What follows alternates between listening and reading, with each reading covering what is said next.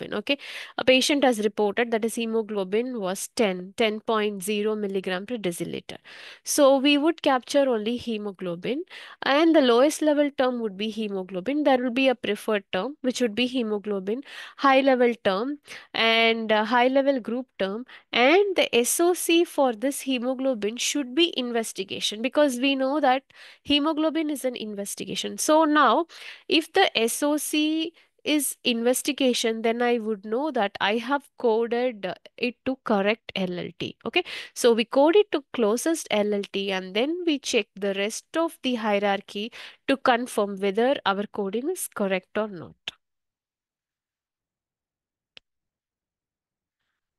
Okay, so there is another example given here. Heart attack is the lowest level term. So the patient reports as heart attack, or the patient can report like heart pain, chest pain. There are various terminologies he can report, and you are coding it to the closest LLT of heart attack. This would map to a preferred term of myocardial infarction, which would map to HLT of ischemic coronary artery disease, and that would map to high HLGT of coronary artery disease, and it would map to SOC of cardiac disorders. Now, how would you check whether you have coded correctly or not? So, heart attack is a problem in the heart, right?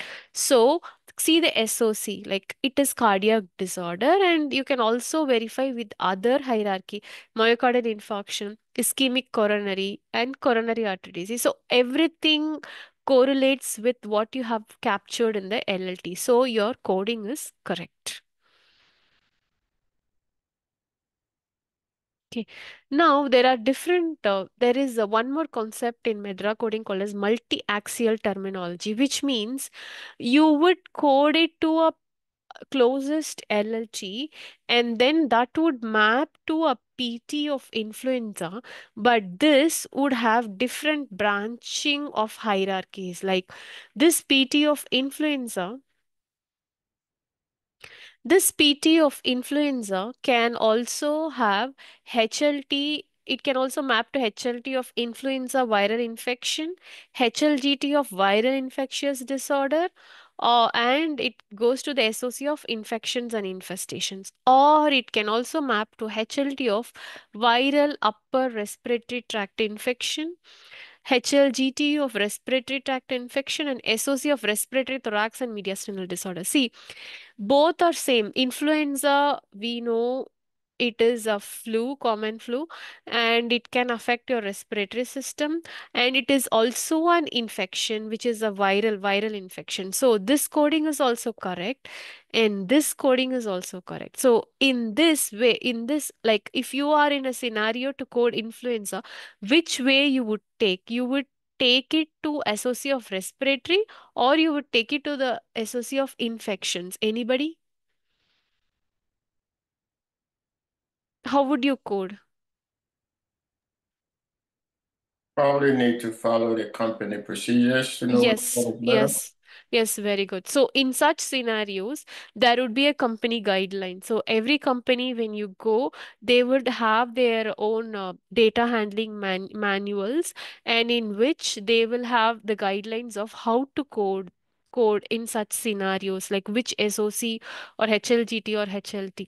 So based on the company's preference and the guidelines, we'll have to code. So now this basically Medra allows grouping by different classification and allows retrieval and presentation via different data sets. Okay, so I already have told, like we are going to code with LLT, and then we will retrieve the data. Whatever we have coded, we will retrieve the data, and that retrieval would be done with this PT.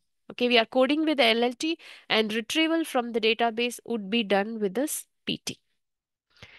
Coming to system organ class, um, actually you can see here there are 27 system organ class. It's like a book. Okay, so there are 27 books inside the Medra, and these are the system organ class. Blood and lymphatic. This is just the organ system. They would be organ system based on the